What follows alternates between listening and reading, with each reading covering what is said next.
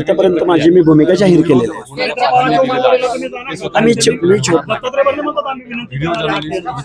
मी बघू, मी फोन करेन, सांगेल तुम्हाला, दिसेल तिथं किंवा न दिसेल.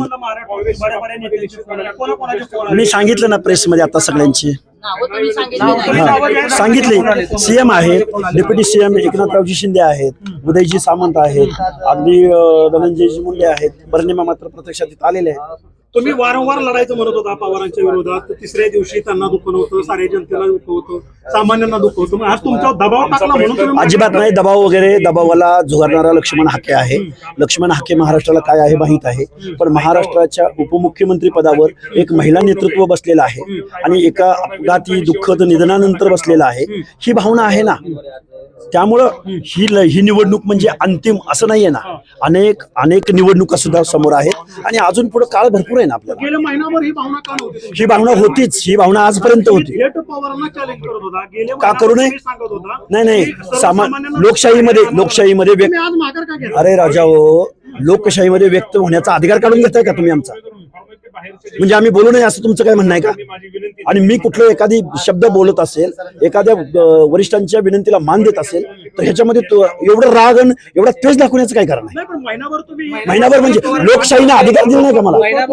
लोकशाहीनं अरे अचानक असं काय झालं की ही भूमिका अचानक बदलली, काही गोष्टी चर्चा झाली. झाले प्रश्न मी आक्रमक बोलू? एक प्रश्न शेवटचा की तुम्ही बारामतीचा विकास झाला ना हे मुद्दे मांडले. प्रश्नच नाही. लोक तुमच्या मी आता म्हणलं का झालाय दादा हो, मी आता म्हणलं का झालाय? अचानक युटर्न का? अरे तुम्हीच म्हणताय सहानुभूतीची लाट आहे. हाके साहेब तुम्ही कसं दोन्ही बाजू तुम्ही बोलताय? प्रश्न असा आहे, तुम्ही आता मुद्दा म्हणला ना सहानुभूती, एक महिला उपमुख्यमंत्री पदावरती बसले, पण तुम्ही वारंवार विधान केले की ते तिसऱ्या दिवशी बसल्या, त्यावेळेस मोठा नव्हता का? म्हणजे लोकशाहीत मी व्यक्त नाही व्हायचं? जरूर माझे अधिकार काढून घेतले तुम्ही. अरे अचानक म्हणजे राजकारणामध्ये भूमिका घेत नाहीत लोक. एका कार्यकर्त्याने भूमिका घेतली तर तुम्ही एवढं आरोपीच्या पिंजऱ्यात उभं करताय. महाराष्ट्राच्या देशाच्या राजकारणात लोक युटर्न घेत नाहीत. यशवंतराव चव्हाणांपासून लोकांनी युटर्न घेतलेले आहेत. किती उदाहरणं सांगू तुम्हाला मी? काय दबावाचा प्रश्न येतो कुठे?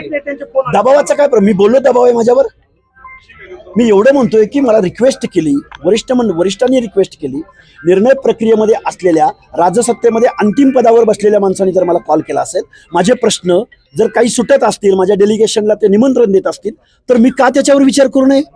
तर मी भांडत राहावं अशी तुमची भूमिका आहे? संघर्ष चालू राहील. आमच्या शोषितांचे, वंचितांचे, पीडितांचे जर प्रश्न सुटत नसतील, महाराष्ट्राच्या बजेटरी सेशनमध्ये 0.5% जास्त तरतूद होत नसेल, आम्ही बोलायचं नाही. मी एखादं डेलिगेशन घेऊन गेलो म्हणजे मी त्यांच्याशी कॉम्प्रोमाइज केलं असं तुमचं म्हणणं आहे? मी ताईंना पाठिंबा दिला, एका महिलेला पाठिंबा दिला, महाराष्ट्राच्या उपमुख्यमंत्री पदावर असणाऱ्या एका महिलेच्या रिक्वेस्ट कॉलला मी सकारात्मक प्रतिसाद दिला. याच्यातून मला खलनायक ठरवताय तुम्ही?